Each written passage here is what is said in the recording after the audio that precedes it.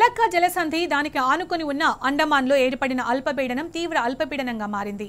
ఈ క్రమంలో పశ్చిమ ఉత్తర దిశగా కదిలి ఆగ్నేయ బంగాళాఖాతంలో దీనికి ఆనుకొని ఉన్న దక్షిణ అండమాన్ మీదుగా వాయు హైదరాబాద్ వాతావరణ కేంద్రం ఆదివారం ఒక ప్రకటనలో తెలిపింది. ఇది పశ్చిమ ఉత్తర దిశగా మరింత కదులుతూ రాబోయే 48 గంటల్లో ఆగ్నేయ బంగాళాఖాతంలో తుఫానుగా మారే అవకాశం ఉందని అంచనా వేసింది. దీని ప్రభావంతో తెలుగు రాష్ట్రాల్లో అక్కడక్కడ వర్షాలు కురిసే అవకాశం ఉందని తెలిపింది.